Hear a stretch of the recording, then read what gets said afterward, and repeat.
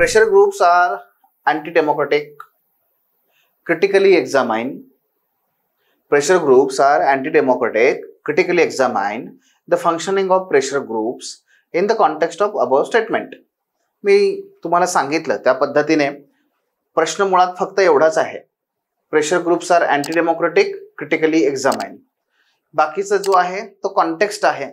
बाकीचा जो आहे ते केवळ तुम्हाला आणखी त्या प्रश्न समजावा याकरता लिहिलेलं ते स्टेटमेंट आहे. त्यामुळे याचा फार याचं इम्पॉर्टन्स नाहीये. पण आपल्याला करायचं काय आहे, क्रिटिकली एक्झामाइन करायचं आहे की जे दबाव गट असतात हे लोकशाही विरोधी असतात, हे ते विधान आहे आणि त्या विधानाचं आपल्याला इथं टीकात्मक परीक्षण करायचं आहे. मग हे करत असताना आपण बघू शकता की जर प्रस्तावना लिहिली तुम्ही तर स्पष्टपणे दिलेला प्रश्न जो आहे तो प्रश्न हा दबाव गटासंदर्भात आहे आणि दबाव गटासंदर्भात असल्या कारणाने तो तुम्ही सरळ त्या दबाव गटाची व्याख्या त्या ठिकाणी लिहा. दबाव गटाची व्याख्या तुम्ही लिहा.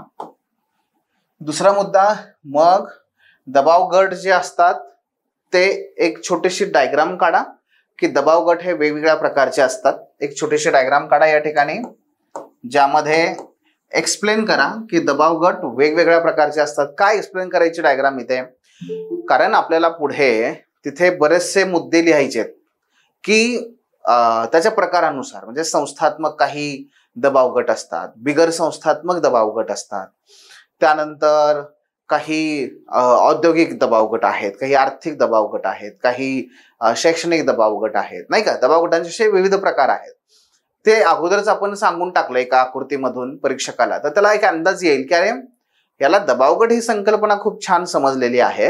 आता हा काय करेल तर बघूयात पुढे. आता ते विधान हा कसं त्याचं टीकात्मक परीक्षण करतोय तर ते पाहूयात. सो त्याची डायग्राम तुम्ही त्या ठिकाणी ड्रॉ करा छानपैकी. त्यानंतर मेन बॉडीला सुरुवात करा की मेन बॉडीमध्ये जे दबाव गट आहेत हे खरंच लोकशाही विरोधी आहेत का. तर पहिल्यांदा आपण सांगायचं की हो आहे. दबाव गटांची जी भूमिका आहे ती लोकशाही विरोधी आहे अशी त्यांच्यावर जी टीका केली जाते त्यामध्ये तथ्य आढळतं.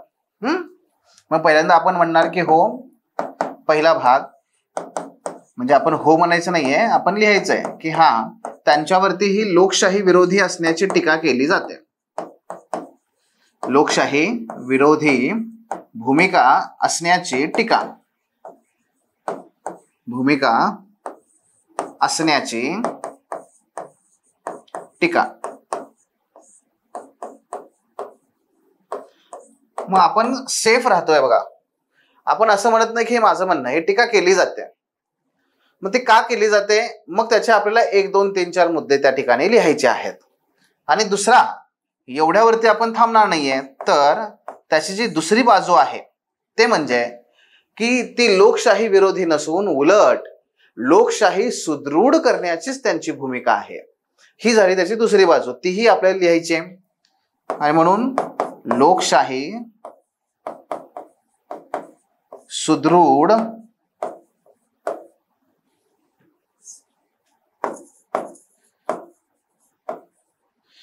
करण्याची भूमिका,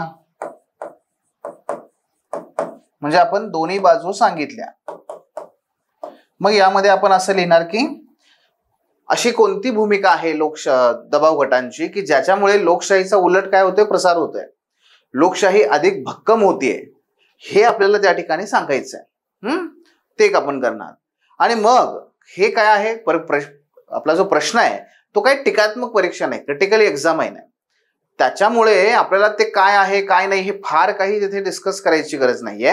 आपल्याला फक्त सांगायचं की लोकशाही विरोधी भूमिका आहे अशी टीका होते आणि लोकशाहीला सुदृढ करणारी पण त्यांची भूमिका आहे, ही त्याची दुसरी बाजू आहे. आणि मग शेवटी आपलं काय येईल, कन्क्लुजन. या ठिकाणी तुमचं कन्क्लुजन येईल. मग हे कन्क्लुजन काय असेल तर आपण म्हटलं तसं नेहमी ते पॉझिटिव्ह असावं आणि त्या पॉझिटिव्ह अशा कन्क्लुजन मधून तुम्ही एक काहीतरी सोल्युशन ओरिएंटेड असं काहीतरी सांगताय किंवा सध्या परिस्थितीमध्ये एखादं एक्झाम्पल घ्या की ज्याच्या आधारे तुम्हाला हे स्पष्ट करता येईल की बघा हे लोकशाही विरोधी नसून हे काय करतायत, उलट तळागाळापर्यंत किंवा गावोगावापर्यंत किंवा ज्यांच्यापर्यंत लोकशाही अजून पोहोचलेली नाहीये तिथपर्यंत हे लोकशाहीला पोहोचवतायत, ते आणखी सुदृढ बनवतायत. लोकांचा जो काही राजकीय सहभाग आहे तो वाढवण्यावरती ते फोकस करतायत, हे पण त्याच्यामध्ये सांगितलं पाहिजे. सो थोडंसं त्या पद्धतीने आपण त्याचं सोल्युशन तिथे देऊ शकतो. सो कन्क्लुजन शेवटी आपल्याला करायचं आहे.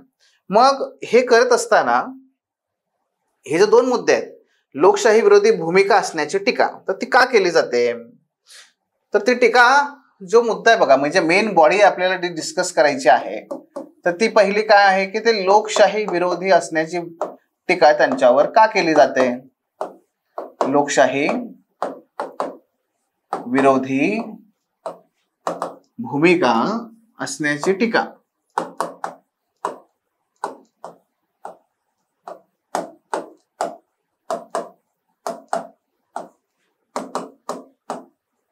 मग त्यासाठी दबाव गट हे आता आपल्याला समजून आलेले आहेत नाही का, तर त्याचा इथे उपयोग होतो. मग याच्यामध्ये काय सांगाल, तर पहिला मुद्दा हा जो स्पष्ट आहे तो म्हणजे काय हो, की जे दबाव गट असतात ते केवळ स्वतःच्या हितसंबंधांची जोपासना करण्याचा प्रयत्न करतात. ते स्वतःचे हितसंबंध जोपासत असताना इतरांचे हितसंबंध त्यांची जोपासना होईलच याकडे लक्ष देत नाहीत.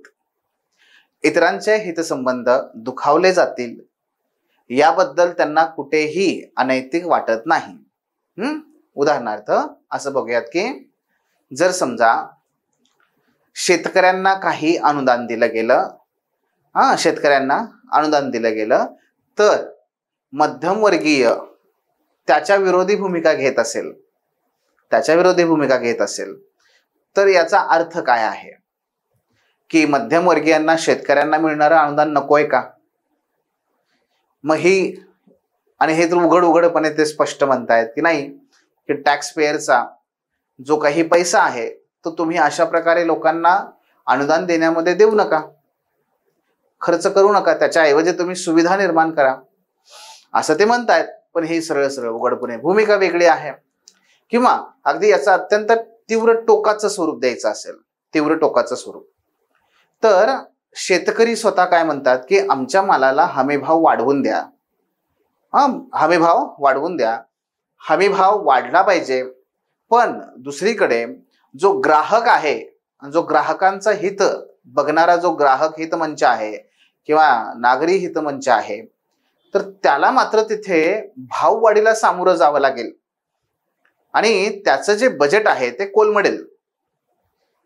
असं जर कोणी शेतकऱ्यांना म्हटलं तर ते काय म्हणतात, मग आम्ही कुठं म्हणलंय तुम्हाला काय ते बटाटूच खा,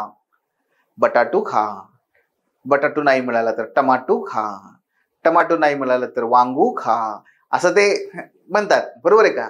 म्हणजेच काय होत आहे की कोणताही दबाव गट जो असतो, आता इथे उदाहरण आपण शेतकऱ्यांचं घेतलं, सुरुवातीला मध्यम वर्गाचं घेतलं, तर हे जे काही दबाव गट असतात ना ते केवळ स्वतःच्याच हितसंबंधांची जोपासना करताना पाहायला मिळतात, ज्याच्या माध्यमातून इतरांचं हितसंबंध मात्र डावलले जातात. आणि त्यामुळे हे दबाव गटांची जी भूमिका असते ती संकुचित असते, ती मर्यादित असते, ती सर्वसमावेशक नसते. आणि लोकशाही ही लोकांची शाही आहे की ज्याच्यामध्ये सर्वांचं कल्याण हा त्याचा मूळ गाभा आहे लोकशाहीचा. मात्र इथे हे होत नाहीये. म्हणून पहिलं काय होतं याच्यामध्ये की दबाव गट जे असतात ते दबाव गटांची भूमिका ही संकुचित असते. काय असते, संकुचित भूमिका असते. ती केवळ काय करते, स्वतःचे हितसंबंध जोपासण्यावर भर देते, स्वतःचे हितसंबंध जोपासण्यावर भर देते आणि ती त्याचबरोबरीने इतरांच्या हितसंबंधांना दुर्लक्षित करते.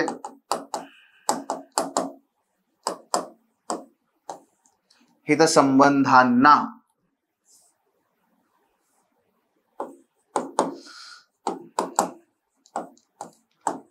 दुर्लक्षित करते.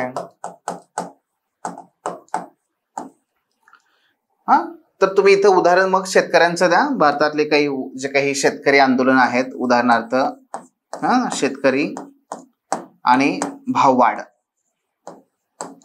शेतकरी दबाव गट आणि भाववाढ.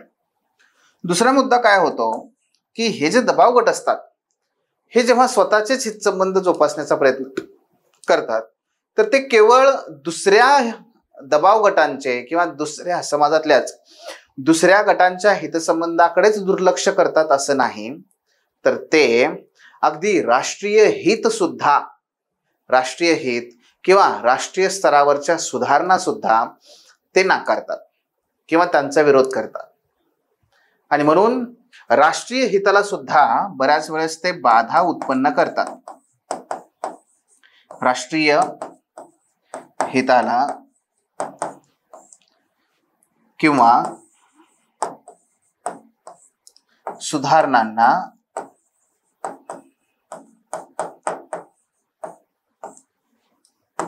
विरोध. त्यामुळे काय होतं, याचं उदाहरण सांगायचं झालं तर बघा की फॉरेन डायरेक्ट इन्व्हेस्टमेंट, परकीय गुंतवणूक, परकीय थेट गुंतवणूक येणं किंवा प्राप्त होणं हे फार मोठी गरज आहे. देशामध्ये पायाभूत सुविधांचा विकास होणं जर अपेक्षित असेल तर निश्चितपणे परकीय गुंतवणूक भारतामध्ये येणं गरजेचं आहे.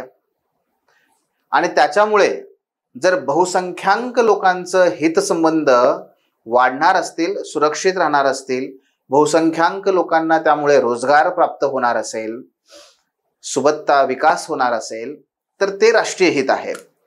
त्याच्यामुळे काही लोकांचे हितसंबंध दुखावले जातील का, हो जातील, तर ते निश्चित आहे, त्यात काही अडचण नाही, ते स्पष्टच आहे. पण हे जे काही मायनॉरिटी असणारे जे थोडेफार जे काही लोक असतात किंवा जे गट असतात ते मात्र बहुसंख्याकांचं हित लक्षात न घेता, बहुसंख्याकांचं म्हणजे राष्ट्राचं हित लक्षात न घेता केवळ स्वतःच्या हिताकरिता ते दबाव टाकण्याचं काम करतात. उदाहरण सांगतो तर फॉरेन डायरेक्ट इन्व्हेस्टमेंट, घाऊक क्षेत्र म्हणजे रिटेल क्षेत्र, घाऊक क्षेत्रामध्ये भारत सरकारद्वारे परकीय गुंतवणूक, थेट परकीय गुंतवणूक मान्य करण्यात आली, त्याला मंजुरी देण्यात आली. मात्र यामुळे आमचे हितसंबंध दुखावले जातील म्हणून भारतातला जो काही घाऊक क्षेत्र किरकोळ विक्रेता संघ जो आहे त्यांनी बरीच मोठी निदर्शनं केली आणि सरकारवरती दबाव आणून शेवटी या क्षेत्रातल्या थेट परकीय गुंतवणुकीला शेवटी रद्द करावं लागलं. शासनाला तो आपला निर्णय तो रद्द करावा लागला. याच्यामुळे होणार काय होतं, घाऊक क्षेत्रामध्ये परकीय थेट गुंतवणूक आल्या कारणाने भारतातील सगळ्यात मोठा जो प्रॉब्लेम आहे शेतकऱ्यांचा किंवा एकूण आपल्या शेती व्यवस्थेचा, तो म्हणजे काय माहिती आहे तुम्हाला, सप्लाय चेन. परकीय थेट गुंतवणुकीमुळे हा जो काही सप्लाय चेनचा जो प्रॉब्लेम आहे तो सुटणार होता. म्हणजे शेतकऱ्याने शेताच्या बांधावरती किंवा त्या जमिनीवरती उत्पादन घेणं, ते त्याची कापणी करणं, कापणी करून मळणी करणं, मळणी करून ते स्टोरेज करणं, स्टोअर करून ते पाठवणं शहरापर्यंत किंवा ग्राहकांपर्यंत, ही जी चेन आहे त्याला सप्लाय चेन म्हणतात, त्याला पुरवठा जी काही साखळी आहे ती. तर याच्यामध्ये विशेष करून फायदे होणार होते पण नाही झालं, ते विरोध प्रचंड झाला. आणि त्यामुळे तुम्ही इथे उदाहरण लिहू शकता काय की घाऊक क्षेत्रातील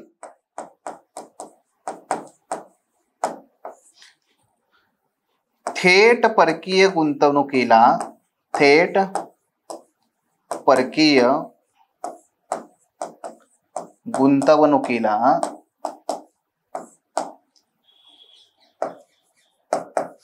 कंसात लिहा FDI गुंतवणुकीला किरकोळ विक्रेता संघ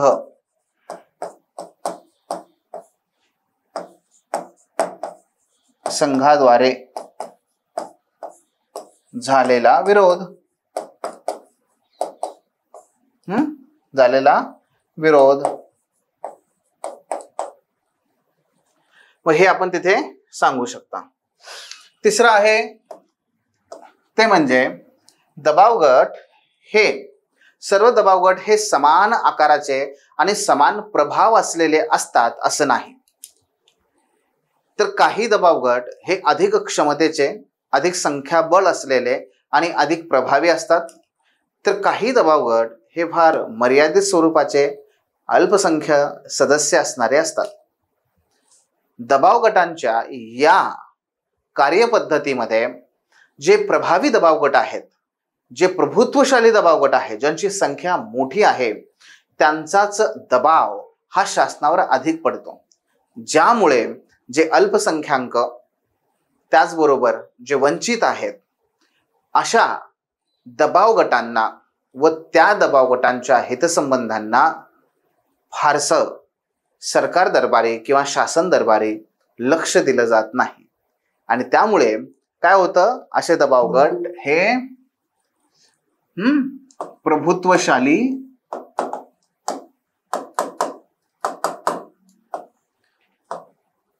दबाव गटामुळे प्रभुत्वशाली दबाव गटामुळे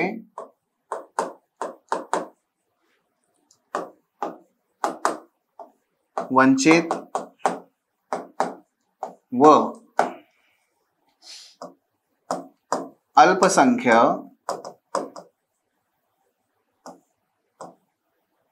दबाव गटांच्या हितसंबंधांकडे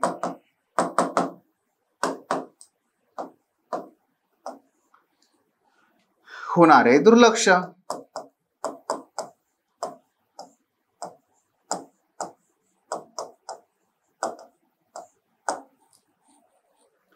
मग यामध्ये आपण महाराष्ट्रातलं उदाहरण घेऊ शकता की जसं की महाराष्ट्रामध्ये मराठा समुदाय जो आहे तो शासन दरबारी आरक्षण मिळावं, शासकीय लाभ मिळावे यासाठी प्रचंड मोठ्या प्रमाणात दबाव टाकतोय. पण महाराष्ट्रामध्येच असे अनेक असे समुदाय आहेत की जी कदाचित तुम्हाला त्यांची नावं सुद्धा माहिती नसतील. मी तुम्हाला त्यातलं एक नाव सांगतो. तो म्हणजे की उदाहरणार्थ विदर्भातील किंवा नागपूरमधील गोवारी समुदायाची आरक्षणाची मागणी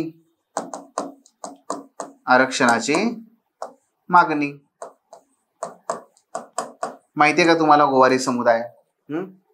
तर बिलकुल नाहीये, कारण तुम्हाला माहिती त्याचा आवाजच तुमच्यापर्यंत कधी पोहोचत नाही. हे तर लक्षात. त्यामुळे सुद्धा काय होतं की समाजातले हे जे वंचित आहे, जे अल्पसंख्या आहेत ना, यांच्याकडे मग सरकारचं लक्ष जात नाही का? पण ते लोकशाहीसाठी योग्य आहे का? तर नाहीये.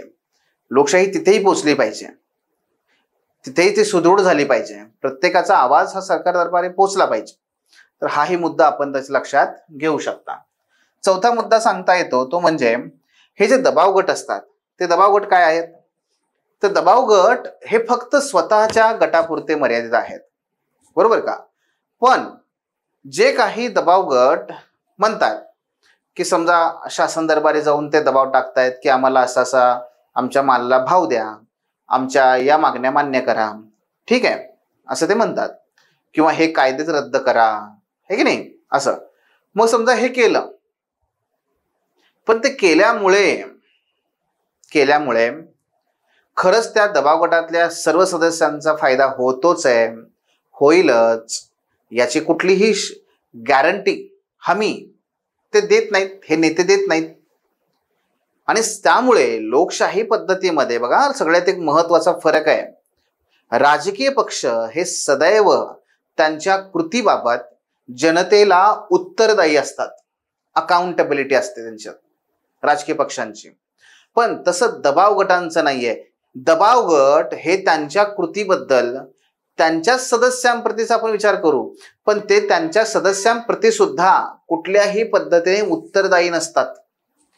आणि लोकशाहीमध्ये जरी शासन असेल तरी ते जनतेप्रती उत्तरदायी आहे. उत्तर द्यावं लागेल त्यांना त्यांच्या कुकर्माबद्दल, त्यांच्या चुकीच्या निर्णयाबद्दल. प्रशासन उत्तरदायी आहे जनतेच्या कल्याणाप्रती. राजकीय पक्ष उत्तरदायी आहेत, ते जे काही ध्येय धोरण राबवतील किंवा ध्येय धोरणांकडे आश्वासनं देऊन दुर्लक्ष करतील. उत्तरदायी आहेत ते लोकांकडे. आणि ते उत्तरदायी का आहेत? कारण त्यांना प्रत्येक 5 वर्षाला येऊन जनतेपुढे मतदानाची भीक मागावी लागते, मतदानासाठी आवाहन करावं लागतं. मग हे जसं ह्या राजकीय पक्षांना आहे, शासनाला आहे, तसं दबाव गटाला नाही ना. ह्या दबाव गटाचे जे काही तथाकथित स्वयंघोषित नेते असतात किंवा जे लोकप्रतिनिधी जे असतात प्रतिनिधी, ते काही प्रत्येक 5 वर्षाला, 2 वर्षाला, 3 वर्षाला जाऊन तिथे त्यांच्या सदस्यांकडे जाऊन मत मागत नाहीत. ते कुणाच प्रति उत्तरदायी नसतात ना. ते शासनाप्रती ना जनतेप्रती ना कुणाच प्रति उत्तरदायी नाही आहेत. आणि त्यामुळे दबाव गटांदरम्यान उत्तरदायित्वाची कमतरता आहे की जे लोकशाही विरोधी आहे. म्हणून तुम्ही इथे लिहू शकता की दबाव गट हे उत्तरदायी नसतात. आणि ते उत्तरदायी नसतात, अकाउंटेबिलिटी नसतात, त्याच्यामुळे त्यांच्यावर कुणाचाच अंकुश नसतो. त्याच्यामुळे त्यांच्यावर कुणाचा अंकुशच नसतो. आणि उत्तरदायी नसणं म्हणजे लोकशाही विरोधी असणंच आहे. कारण लोकशाहीमध्ये प्रत्येक गोष्ट जेव्हा तुम्ही करता तेव्हा तुम्ही कुणा ना कुणाप्रती उत्तरदायी असता. कोणतरी आहे ज्याला तुम्हाला उत्तर द्यावं लागेल, पण दबावगट कुणाला उत्तर देणार? हे उत्तर देत नाहीत. लक्षात आहे तुम्हाला? बघा, हे मुद्दे आहेत त्यातमध्ये. आणि म्हणून जर समजा ते मगाशी सांगितलं एफडीआयचं किंवा हे शेतकरी आंदोलन केलं, कायदे रद्द केले मधल्या काळामध्ये 1991 नंतर मोठ्या प्रमाणात कामगारांनी जे काही LPG धोरणं आहेत त्यांचा विरोध केला. ठीक आहे, प्रचंड मोठ्या प्रमाणात विरोध. पण चित्र आज उलट दिसतंय की LPG धोरणामुळे उद्योगांचा नव्याने विकास झाला आणि सर्व्हिस सेक्टर हे तर प्रचंड वेगाने वाढलेलं आहे. मग हे चुकीचे होते जे या सगळ्या धोरणांना विरोध करणारे होते. पण ते चुकीचे होते हे सिद्ध होऊनही ते उत्तरदायी कुणाप्रती आहेत? कोण आहे जो जाऊन त्यांना जाब विचारतोय की बघा तुम्ही चुकीचं करत होता आणि तुम्ही आता उत्तर द्या, तुम्हाला अधिकार नाहीये, नैतिक अधिकार? कोण विचारते? कोणी विचारत नाहीये. म्हणून दबाव गट हे उत्तरदायी नसतात. म्हणजेच मग उदाहरण तुम्ही इथे देऊ शकता, जे काही 1991च्या खाऊजा धोरणास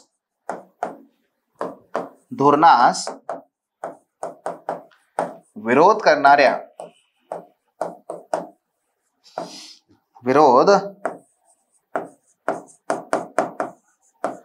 करणाऱ्या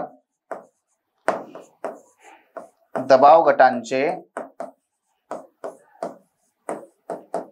नेते. सो हाही त्यातला एक महत्वाचा मुद्दा आहे. त्यानंतर 5वा मुद्दा की ज्याच्यामुळे दबाव गट हे लोकशाहीला मारक आहेत असं म्हटलं जातं, तो म्हणजे 5वा की दबाव गट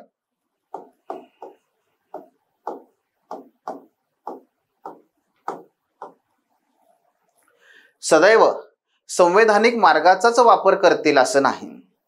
तर ते निदर्शन तर हे संवैधानिक आहे, पण हिंसा, सार्वजनिक मालमत्तेला नुकसान यासारख्या असंवैधानिक मार्गांचा सुद्धा ते वापर करतात की ज्याच्यामुळे निषेध, आंदोलनं याच्यामुळे सार्वजनिक जीवनमान विस्कळीत होणं, नुकसान होणं यासारख्या बाबी घडून येतात. मग दबाव गट हे असंवैधानिक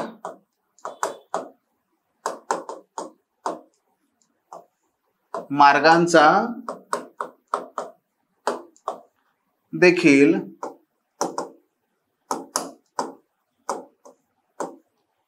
उपयोग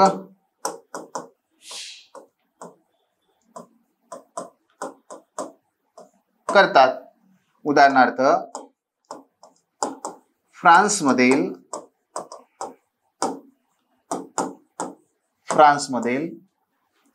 कामगारांतर्फे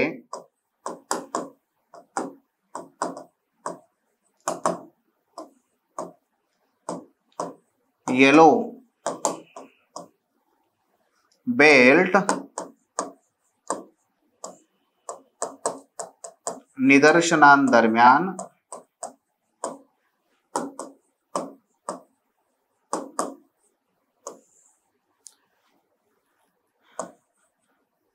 घडवून आणलेली हिंसा.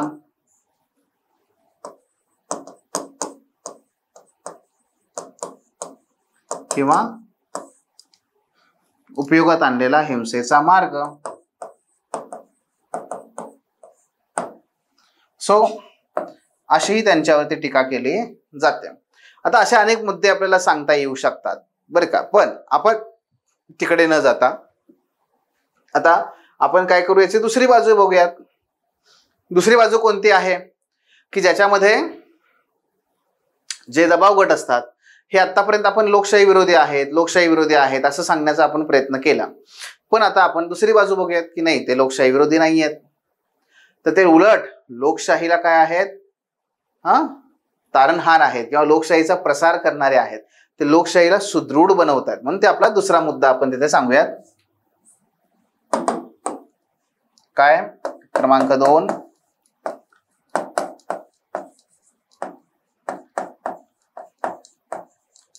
लोकशाहीला पोषक किंवा सुदृढ भूमिका.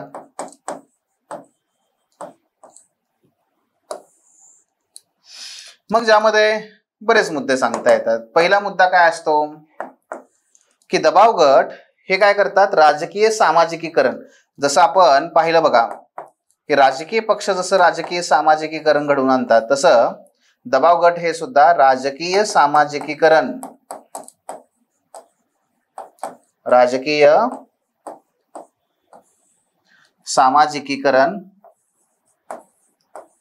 घडवून आणतात.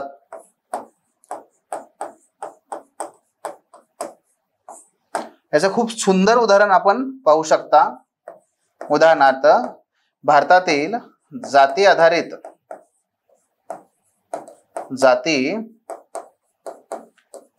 आधारित संघटना.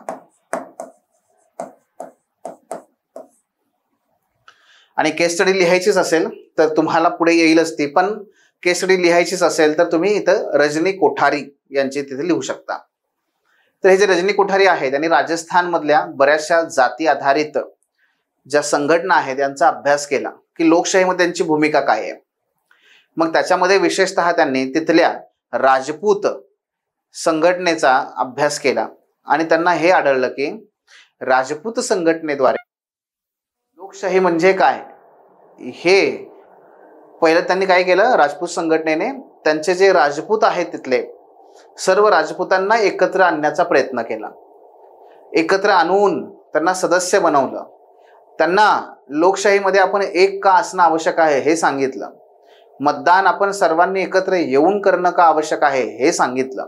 सो अशा पद्धतीने लोकशाही म्हणजे काय, मतदानाचा अधिकार काय असतो, आपण का सहभागी झालं पाहिजे, आपण का एकत्र आलं पाहिजे, ज्या काही लोकशाही माध्यम आहेत त्यांचा वापर कसा करायचा, अशा बऱ्याच बाबीबद्दल जे एक जनजागृती असायला हवी ती या अनेक राजपूत संघटनांनी केलेली आहे. हे रजनी कोठारी यांनी पाहिलंय आणि त्यांनी मग ते सांगतायत की रजनी कोठारी म्हणतात की उदाहरणार्थ राजस्थान मधल्या राजपूत संघटनेद्वारा जे काही राजस्थान मधल्या दुर्गम प्रदेशापर्यंत लोकशाहीचा प्रसार ते त्यांनी घडवून आणलाय. मग तुम्ही याला लोकशाही विरोधी कसं म्हणता, ते म्हणू शकत नाही, बरोबर ना. हा पहिला मुद्दा. दुसरा मुद्दा तीच भूमिका आहे बघा. जसं प्रभावशाली दबाव गटामुळे वंचित आणि जे काही कमकुवत दबाव गट आहेत त्यांचा आवाज डावलला जातो किंवा त्यांचे हितसंबंध डावलले जातात असं आपण म्हणलं, पण दबाव गटामुळे जे काही संख्येने अल्प आहेत किंवा ज्यांचे विषय फारसे कोणी लक्षात घेत नाही अशा समूहांना आवाज प्राप्त होतो किंवा ते जनतेपर्यंत शासनापर्यंत पोहोचू पण शकतात. म्हणजे याचे दोन्ही बाजू आहेत. आणि म्हणून इथं आपण असं लिहूयात की वंचित व अल्पसंख्य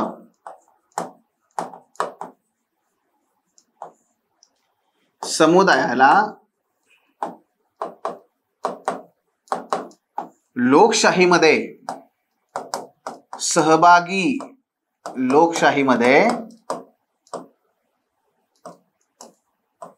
सहभागी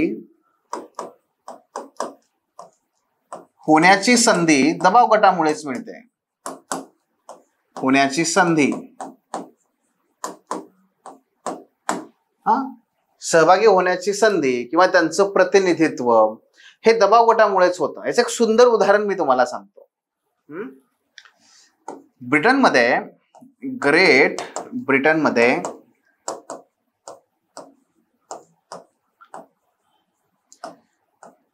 feed me better, feed me better नावाचे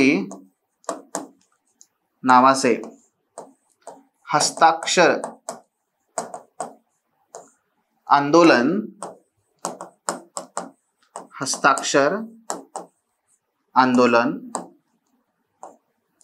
2005 इसवी सन 2005 मध्ये जुलिया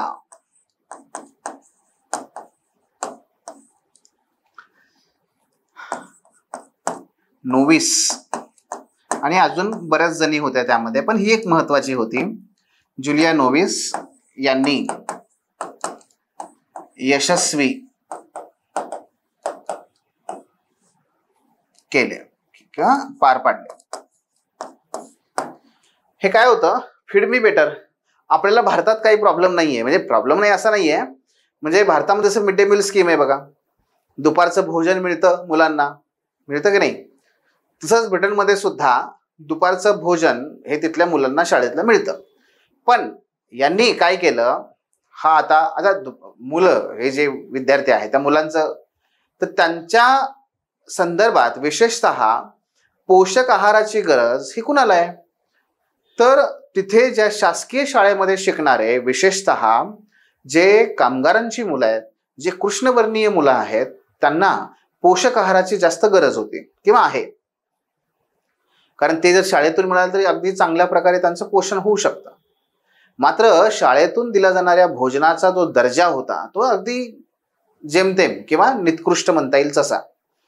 आणि म्हणून जर तुम्ही आम्हाला जेवण देताच आहात ना, तर ते योग्य द्या, चांगलं द्या.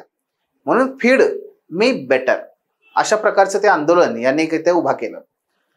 आणि हा जो काही समुदाय आहे त्यांच्यामध्ये जनजागृती केली आणि ऑनलाईन पद्धतीने काहीच प्रत्यक्ष भेटी देऊन त्यांच्या स्वाक्षऱ्या गोळा केल्या. म्हणून ते हस्ताक्षर नाही, स्वाक्षरी आंदोलन, सॉरी शब्द वेगळा आहे, स्वाक्षरी आंदोलन. हे स्वाक्षरी आंदोलन तिथे त्यांनी राबवलं आणि 2.5 लाख लोकांनी त्यावर स्वाक्षऱ्या केल्या.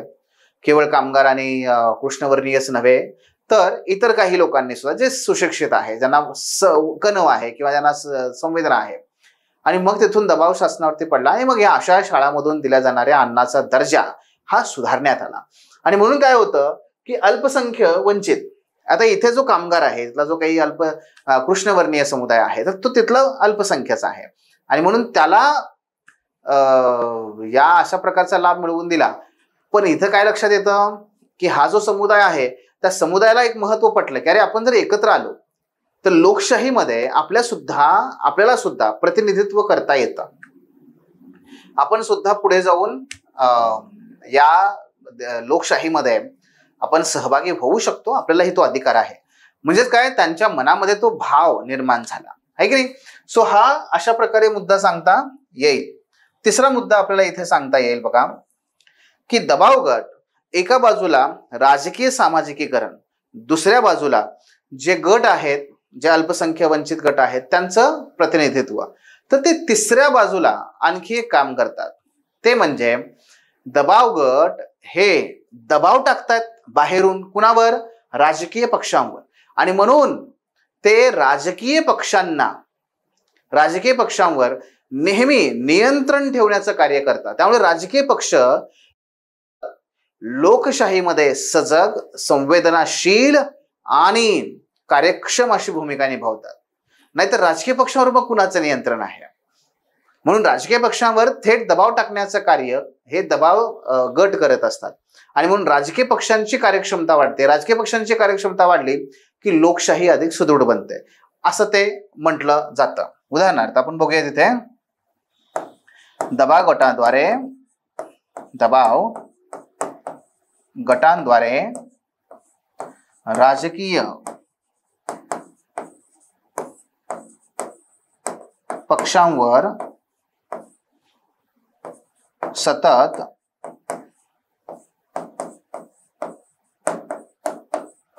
नियंत्रण ठेवण्याचे कार्य केले जाते.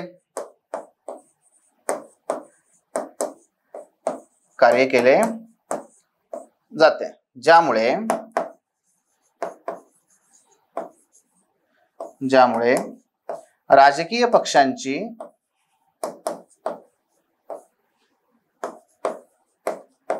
पक्षांची लोकशाहीमधील भूमिका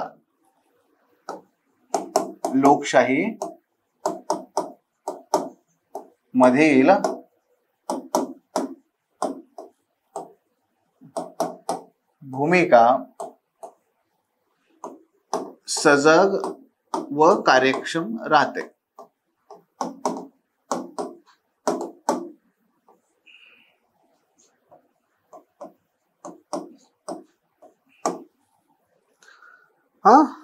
मग हे उदाहरण काय तुम्ही कुठलंही देऊ शकता याच्यामध्ये, असं काही नाही, इथलंच नाहीये, तुम्ही बाहेर सुद्धा उदाहरण देऊ शकता. उदाहरणार्थ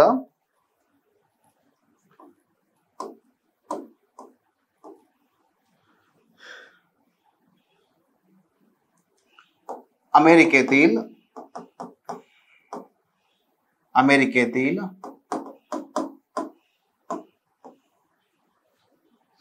हरित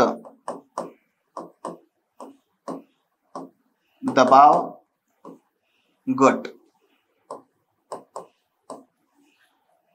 तर जे क्लायमेट चेंज बद्दल आपण ऐकतोय, वाचतोय, नाही का, तर यासारखा जो काही मुद्दा आहे तो सतत त्या ठिकाणी काही हरित दबाव गटांद्वारे राबवण्यात येतो. त्याबद्दल ते जनजागृती करतात. आणि तिथले जे डेमोक्रेटिक आहेत किंवा रिपब्लिकन पक्ष आहेत, तर विशेष करून जो रिपब्लिकन पक्ष आहे, तर रिपब्लिकन पक्ष हा हवामान बदलाला फारसं महत्व देत नाही आणि म्हणून तो बऱ्याचशा ज्या सुविधा आहेत, जे काही फंडिंग आहे, तर ते कमी करतो जेव्हा ते सत्तेवर येतात तेव्हा. तर ते होऊ नये यासाठी दबाव गट सातत्याने प्रयत्न करत राहतात आणि दबाव टाकण्याचा प्रयत्न करतात, ज्यामुळे तो रिपब्लिकन पक्षाकडून असं काही कृत्य होणार नाही. आणि सर्वांच्या मताचा आदर त्या ठिकाणी केला जाईल, अशी ही भूमिका आपल्याला पाहता येते दबाव गट. तर हाही मुद्दा तुम्ही सांगू शकता. त्याचबरोबर इथे चौथा मुद्दा तुम्ही असाही सांगू शकता की लोकशाही विरोधी नाहीयेत दबाव गट. या उलट दबाव गट हे काय करतात, लोकमत तयार करण्याचं काम करतात. विशिष्ट मुद्द्यांप्रती ते लोकमत तयार करण्याचं काम करतात चर्चा आणि विनिमयाद्वारे. लोकमत, पब्लिक ओपिनियन ज्याला म्हणतात, लोकमत तयार करण्याचे कार्य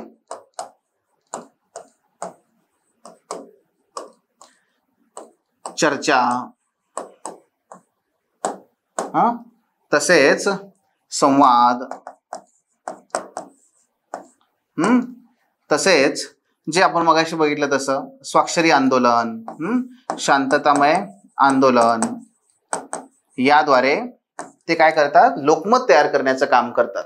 उदाहरण घ्या, जेव्हा भारत सरकारद्वारे CAA हा कायदा आणण्यात आला, तेव्हा हा CAA कायदा हा खरंच किती उपयुक्त आहे, किती नाहीये, याच्यावर चर्चा होणं गरजेचं आहे. संसदेमध्ये ती झालीच आहे, पण त्याचबरोबर याच्याबद्दल साधक बाधक दोन्ही बाजूने चर्चा होणं अपेक्षित आहे. याच्यावरती खूप चांगली भूमिका विद्यार्थ्यांनी घेतली. जवाहरलाल नेहरू विद्यापीठातून जे विद्यार्थी संघटना आहे, त्या विद्यार्थी संघटनांनी घेतली आणि त्यांनी तिथेच नव्हे तर देशभरातल्या विद्यापीठामधल्या जे काही विद्यार्थ्यांच्या संघटना आहेत त्यातून त्या प्रेरित झाल्या आणि प्रेरित होऊन मग देशभर CAA नागरिकत्व याचे साधक बाधक चर्चा सुरू झाली. पुढे त्याला वेगळं वळण लागलं, हा भाग वेगळा. पण सुरुवातीला मुद्दा काय सांगायचा मला, तर तुम्हाला इथे उदाहरण देता येईल. CAA बाबत विद्यार्थी संघटनांची भूमिका. तसेच जर तुम्हाला आंतरराष्ट्रीय उदाहरण द्यायचं असेल तर तुम्ही ते देऊ शकता. बघा, ब्लॅक लाईव्हज मॅटर. ब्लॅक लाईव्हज मॅटर नावाचं जे काही मोठं आंदोलन सुरू झालं होतं, तिथे कृष्णवर्णीय व श्वेतवर्णीयांच्या अनेक दबाव गटांनी एकत्र येऊन अमेरिकेमध्ये एकूणच याच्या विरोधात, या अशा प्रकारचा वांशिक द्वेष जो आहे त्याच्या विरोधात लोकमत तयार करण्याचं काम केलं. तसंच अमेरिकेमध्ये जे काही अँटी गन, बंदुकीद्वारे खूप हिंसाचार होतो ना, तर अँटी गन मुवमेंट किंवा अँटी गन ओपिनियन तयार करण्याचं काम हे तिथं केलं जात आहे. तर ते लोकमत तयार करण्याचं काम केलं जात आहे, लोकांना एकत्र आणणं. आणि शेवटी लोकशाही काय आहे तर ती त्या पद्धतीनेच आहे. आणि म्हणून लोकशाहीमध्ये ह्या सगळ्या गोष्टी गरजेच्या आहेत. गेटिंग. दुसऱ्या बाजूला दबाव गट काय करतात, तर दबाव गट हे केवळ हे शासन किंवा याच्यावरती नियंत्रण ठेवणं हे तर ते आहेच आहे, त्या भूमिका तुम्ही लिहाच आहे, त्यात काही मुद्दे अडचण नाहीये. पण आणखी काय बघा, काही दबाव गट कसे असतात, सरकारचेच घटक आहेत, ज्याला आपण संस्थात्मक दबाव गट म्हणतो. जसं निवडणूक आयोग हा सरकारचाच घटक आहे ना, कॅग सरकारचाच घटक आहे, पण ते सुद्धा स्वतःमध्ये दबाव गटाचं काम करतात. आता निवडणूक आयोगाद्वारे निवडणुकीमध्ये किती मोठ्या प्रमाणात सुधारणा करण्यात आल्या. उमेदवारांच्या बाबत जी माहिती आहे त्यांनी सर्वत्र उपलब्ध करून दिली पाहिजे. किती चांगलं काम केलं ते. तर हे सुद्धा आहे. त्याचबरोबरीने जे काही भारतामध्ये लोकशाही सुदृढ करण्यासाठी जे कायदे, त्याला कायद्यात्मक रूप यायला पाहिजे काही गोष्टींना. जसं राईट टू इन्फॉर्मेशन ऍक्ट आहे. राईट टू इन्फॉर्मेशन ऍक्टमुळे पारदर्शकता किती मोठ्या प्रमाणात निर्माण झाली. आणि हे कोणी केलं, तर हे राजस्थान मधला जो किसान, मला आता ना एक्झॅक्ट नाव आठवेना बरं का, राजस्थानमध्ये एक महिला आहेत कार्यकर्त्या, जे किसान आणि मजदूर यांच्यासाठी त्या काम करतात. मंच आहे, मला आता एक्झॅक्टली आठवेना, शब्द आठवेना. सो जो राईट टू इन्फॉर्मेशन ऍक्ट आहे तो तिथून आपल्याला आलेला दिसतो. म्हणजेच काय होतं की दोन मुद्दे आपण इथे बघितले. एक म्हणजे काय, संस्थात्मक दबाव गटामुळे लोकशाहीमध्ये होणाऱ्या सुधारणा किंवा लोकशाही सुदृढ होणं. पाचवा मुद्दा, संस्थात्मक दबाव गटामुळे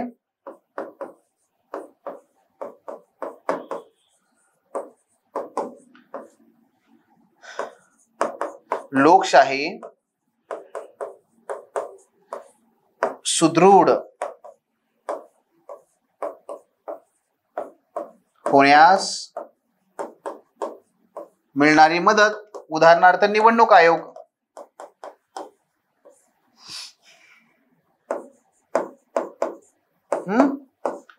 उदाहरणार्थ निवडणूक आयोग आणि त्याच्याद्वारे सातत्याने होणाऱ्या सुधारणा.